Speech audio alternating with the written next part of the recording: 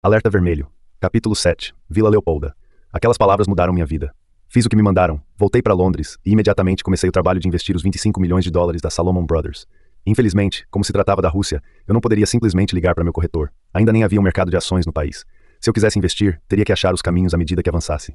Na segunda-feira, após meu retorno de Nova York, sentei à minha mesa no curral e comecei a ligar, na cara dura mesmo, para possíveis contatos, tentando definir como proceder. Quando estava na quinta ligação, notei um homem de meia idade, com semblante muito sério, caminhando rapidamente em minha direção, acompanhado por 2 seguranças armados, um de cada lado. Quando chegou perto, rosnou em tom acusatório. Sr. Browder, sou chefe do departamento de compliance. O senhor pode me dizer o que está fazendo? Me desculpe, eu fiz algo errado. Ele fez um gesto de confirmação. Recebi informações de que o senhor está realizando transações com títulos de dentro da área de consultoria e assessoria. Como você deve saber, isso vai contra o código de conduta dos funcionários. Para quem não conhece bem, bancos de investimento têm 2 partes. A divisão de vendas e operações, que compra e vende ações, e a divisão de consultoria, que assessora e dá consultoria para empresas em questões como fusões e emissão de novas ações. Essas 2 áreas são separadas por aquilo que chamam de muralha da China, de forma que as pessoas da divisão de vendas e operações não possam fazer negócios baseadas em informações confidenciais que os executivos da área de consultoria adquiriram de seus clientes. Eu trabalhava na área de consultoria e assessoria e, portanto, estava proibido de lidar com ações. Em termos práticos, isso significava que, tão logo finalmente descobríssemos como comprar ações russas, eu teria que me mudar para o salão das mesas de operações. Mas isso ainda estava longe de acontecer. Eu não estou comprando nenhum título, só estou tentando descobrir como fazer isso, expliquei, acanhado. Não me importa o nome que você dá ao que está fazendo, Sr. Browder, mas precisa parar imediatamente, decretou o chefe de compliance. Mas eu não estou investindo. Eu estou apenas arquitetando um plano para investir. Tudo combinado com a diretoria em Nova York. Não estou fazendo nada errado, aleguei em tom de súplica. Depois do escândalo com os títulos do Tesouro Americano que quase destruiu a empresa, a Salomon não estava disposta a correr nenhum risco. Sinto muito. Pegue as coisas da sua mesa. Você não pode continuar aqui, disse ele asperamente. Ele sinalizou para os guardas que se aproximaram, de braços cruzados, aproveitando uma rara oportunidade de botar medo em alguém, enquanto eu guardava minhas coisas. Eles então me conduziram à porta que separava o banco de investimentos do salão das mesas de operações. No caminho, passamos por um dos jovens do grupo encarregado da Hungria. Ele deu uma piscadela em minha direção antes de dizer, foda-se, sem emitir som. Não era segredo quem tinha me entregado. Assim que adentramos o salão de operações, os seguranças me pediram que lhes entregasse meu crachá de funcionário da área de consultoria e assessoramento do banco de investimento, e me deixaram lá, com as caixas que continham meus pertences largadas no chão. Operadores passavam por mim e me encaravam. Completamente humilhado, me sentia como no primeiro dia no internato no Colorado. Como não tinha ideia do que fazer, empurrei as caixas para debaixo de uma mesa vazia, achei um telefone e liguei para Bob. Bob, comecei, meio sem fôlego. O departamento de compliance acabou de me expulsar da área de consultoria do banco de investimento. Estou agora no salão das mesas de cirurgia sem ter onde ficar. O que devo fazer? Ele não pareceu nem um pouco preocupado com o meu problema, demonstrando a mesma falta de empatia que em Nova York, quando lhe apresentei as ideias para a Rússia, uma semana antes. Não sei. Arrume outra mesa para você, eu acho. Vou atender outra ligação. Ele desligou e me deixou falando sozinho. Esquadrinhei o salão de operações. Era do tamanho de um campo de futebol. Centenas de pessoas, distribuídas em múltiplas fileiras de mesas, berravam ao telefone, agitavam os braços apontando para telas de computador, todas suando a camisa para detectar mínimas discrepâncias nos preços de todo tipo de instrumento financeiro imaginável. Em meio à agitação frenética dessa colmeia, havia aqui e ali uma mesa vazia, mas não se podia simplesmente escolher uma e se sentar lá. Era preciso ter autorização de alguém. Tentei disfarçar meu constrangimento e caminhei até a mesa de títulos de mercados emergentes, cujo chefe eu conhecia. Contei-lhe meu problema e ele foi solidário, mas não tinha lugar para me acomodar, indicando que eu falasse com o pessoal da mesa de fundos para a Europa. Deu no mesmo. Então tentei a mesa de derivativos, onde havia algumas cadeiras desocupadas. Tentando aparentar grande autoconfiança, caminhei até o chefe do grupo, me apresentei e, de passagem, citei Bob Ludwig. O homem nem se deu o trabalho de se virar enquanto eu falava, de modo que fiquei conversando com a sua careca. Quando terminei, ele girou na cadeira e se reclinou. Que porra é essa? Você não pode entrar aqui sem mais nem menos e me pedir uma mesa. Isso é ridículo demais. Se você precisa de um lugar para sentar, vá até a administração e resolva o seu problema. Ele bufou, tornou a girar na poltrona para ficar de frente para suas telas e atendeu a ligação que piscava em seu telefone. Saí dali atordoado. Eu sei que operadores não são conhecidos por suas boas maneiras, mas isso já era demais. Liguei para Bob de novo. Olha, eu tentei, mas ninguém quis me dar uma mesa para trabalhar. Será que você pode fazer alguma coisa? Dessa vez, Bob ficou entediado. Bill, por que você está enchendo meu saco com isso? Se eles não te dão uma mesa, apenas trabalhe em casa. Não tô nem aí para onde você trabalha. Nosso negócio é investir na Rússia e não em mesas. Certo, respondi, sem querer estragar as coisas com ele. Mas como posso ter a viagem autorizada e as despesas reembolsadas e esse tipo de coisa? Deixa que eu cuido disso, disse ele, irritado, antes de desligar. No dia seguinte, chegou uma encomenda expressa em minha casa, que continha 20 formulários de autorização de viagem já assinados. Preenchi um deles, passei por fax para o departamento de viagens da Salomon e consegui uma passagem para voar 2 dias depois para Moscou. Uma vez na cidade, improvisei um escritório em um quarto do Hotel Baltrupinsky, na margem sul do rio Moscou, de frente para a Catedral de São Basílio. O primeiro passo era transferir o dinheiro para a Rússia, o que significava que precisaríamos de alguém que recebesse o dinheiro e nos ajudasse a comprar os certificados. Por sorte, descobrimos um banco russo, cujo dono era parente de um funcionário da Salomon Brothers. Bob achou que seria melhor do que transferir o dinheiro para um banco russo desconhecido, de modo que mandou alguém do setor administrativo organizar a papelada e autorizou o repasse de $1 milhão para testar o esquema. 10 dias depois, começamos a comprar certificados de privatização. Para começar, precisávamos sacar dinheiro vivo no banco. Observei os funcionários tirarem do cofre o dinheiro, tijolinhos de notas de $100 novas em folha, e colocá-lo em uma sacola de lona do tamanho daquelas que se usa para carregar artigos esportivos. Era a primeira vez que eu via $1 milhão em dinheiro vivo, mas, estranhamente, não fiquei impressionado. De lá, uma equipe de seguranças levou a carga para o local onde funcionava o mercado de certificados, em um carro blindado. O mercado de certificados de Moscou ficava em um empoeirado centro de convenções soviético, em frente à loja de departamentos GUM 2, a várias quadras da Praça Vermelha. Ele funcionou em uma série de anéis concêntricos de mesas de montar sob um painel eletrônico pendurado no teto. Todas as transações eram feitas em espécie e, como era completamente aberto ao público, qualquer um podia entrar com certificados ou dinheiro vivo e fazer negócios. Como não havia aparato de segurança no local, o banco mantinha o tempo todo seus próprios guardas ali. O caminho dos certificados para Moscou é uma história à parte. Os russos não tinham ideia do que fazer com os certificados quando os recebiam gratuitamente do Estado. Na maioria dos casos, eles ficaram felizes em poder trocá-los por uma garrafa de vodka de $7 ou alguns quilos de carne de porco. Alguns poucos empreendedores costumavam comprar lotes de certificados em pequenas aldeias e vendê-los por $12, cada papel para consolidadores em cidades maiores. O consolidador viajava para Moscou e vendia um pacote de 1.000 ou 2.000 certificados, por $18 cada unidade, em uma das mesas de armar nos anéis externos do salão de transações. Finalmente, uma operadora ainda maior consolidaria pacotes em lotes ainda maiores, de 25.000 certificados ou mais, e venderia cada certificado por $20 nas mesas centrais. Alguns indivíduos às vezes driblavam todo o processo e ficavam espreitando as mesas periféricas do salão, tentando encontrar preços bons para lotes pequenos. Nessa profusão de dinheiro vivo e papéis, havia estelionatários, homens de negócios, banqueiros, pilantras, seguranças armados, corretores, moscovitas, compradores e vendedores das províncias, todos cowboys em uma nova fronteira. Nosso primeiro lance de compra foi $19,85 por certificado por lote de 10.000. Depois de anunciarmos nosso valor, houve uma comoção no salão e um homem exibiu um cartão com o número 12 impresso.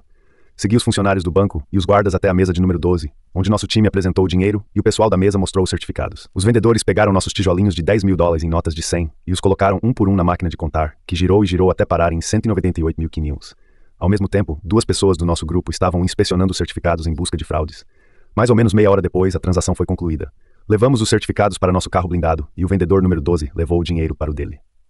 Esse exercício se repetiu inúmeras vezes por várias semanas, ao fim das quais a Salomon Brothers tinha comprado certificados num total de $25 milhões.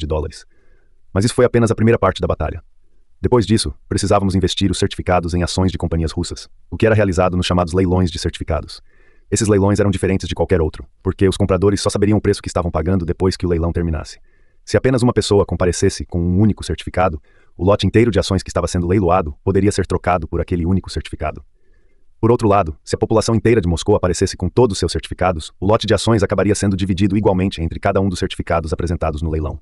O roteiro era fértil para abusos, e muitas empresas cujas ações estavam sendo colocadas à venda usavam de estratagemas para impedir que as pessoas participassem dos leilões de certificados, visando facilitar que pessoas de dentro da própria empresa comprassem ações por um preço baixo. Há rumores de que a Surgutneftgaz, uma empresa petrolífera da Sibéria, estava por trás da interdição do aeroporto da cidade na noite anterior ao seu leilão para portadores de certificados. Boatos davam conta de que outra petroleira teria montado uma barricada de pneus em chamas no dia de seu leilão, a fim de impedir que as pessoas participassem. Como esses leilões eram muito estranhos e difíceis de analisar, poucas pessoas participavam. Havia pouca gente, principalmente entre os ocidentais. Isso resultava em uma aguda falta de demanda, o que se traduzia em preços incrivelmente baixos, até mesmo para os padrões russos. Embora Salomon Brothers estivesse na prática fazendo seus lances no escuro em cada leilão, eu tinha analisado com cuidado todos os leilões mais importantes no passado e verificado que em todos, os preços das ações se valorizavam muito. Em alguns casos, 2 ou 3 vezes. A menos que algo mudasse drasticamente, no fim das contas a firma obteria um poupudo retorno só por participar desses leilões de privatização. Assim que começamos a acumular certificados, passei a monitorar como uma águia os anúncios de novos leilões feitos pelo governo. No fim, recomendei a Bob que participássemos de meia dúzia deles, entre os quais o da Lukoil, uma companhia de petróleo russa, da Unified Energy System, US, a Companhia Nacional de Energia Elétrica, e da Rostelecom, a Companhia Nacional de Telefonia. Ao final do processo, por meio desses leilões, a Salomon Brothers tinha investido $25 milhões nas ações mais subvalorizadas já oferecidas na história. Bob e eu estávamos convencidos de que Salomon faria uma fortuna. Era só esperar e ver. De fato, não precisamos esperar muito. Em maio de 1994, a revista The Economist publicou um artigo com o título Hora de apostar na Rússia, em que apresentava em termos bem simples as mesmas contas que eu tinha feito em minha primeira viagem para Moscou. Nos dias seguintes, bilionários, gestores de fundo de hedge e outros especuladores começaram a ligar para seus corretores pedindo que dessem uma olhada em ações de companhias russas. Isso levou o nascente mercado russo a começar a se mexer numa velocidade absurda.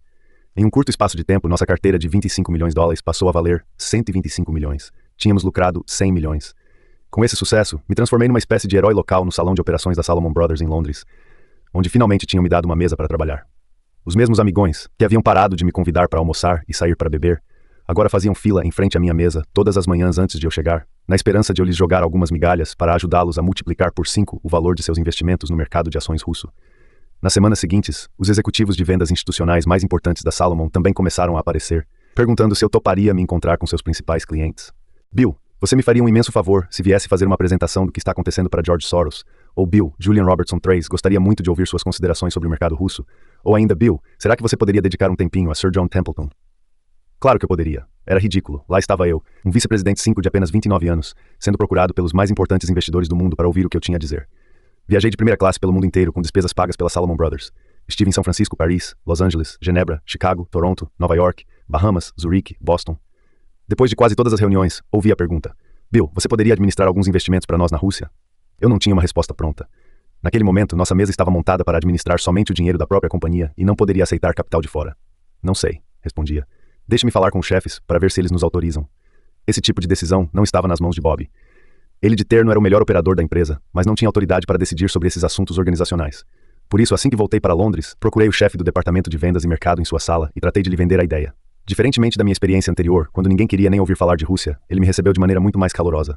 Ótima ideia, Bill. Gostei muito. É o seguinte, vamos montar um mutirão para estudar o assunto. Força-tarefa, pensei. O que isso significa? Com essas pessoas nada era simples. Mesmo diante de uma oportunidade de ouro a um palmo dos olhos, eles tinham que trazer para a conversa suas bobagens organizacionais. Voltei para minha mesa e 10 minutos depois, meu telefone tocou. Era uma ligação de fora, número não identificado. Atendi. Era Benny Steinmetz, um carismático bilionário israelense que eu tinha conhecido em minha turnê mundial pela Salomon. Benny estava com quase 40 anos, tinha intensos olhos acinzentados e cabelos crespos castanhos cortados bem curto. Ele havia herdado a direção dos negócios de lapidação de diamantes da família e era um dos maiores clientes pessoa física da Salomon Brothers. Bill, tenho pensado muito na apresentação que você fez em Nova York algumas semanas atrás. Estou em Londres e gostaria muito que você desse um pulo aqui no Four Seasons para conhecer alguns dos meus colegas. Quando? Agora. Benny não fazia perguntas, apenas exigências. Eu tinha algumas reuniões marcadas para aquela tarde. Como não eram tão importantes quanto uma com um bilionário querendo investir na Rússia, eu as cancelei e peguei um táxi preto para o Hyde Park Corner. Entrei no saguão e encontrei Benny, conversando com um grupo de pessoas que trabalhavam para ele em sua empresa de diamantes. Ele fez as devidas apresentações. Estavam lá Nick, Dave da Antuérpia e Moishe, de Tel Aviv.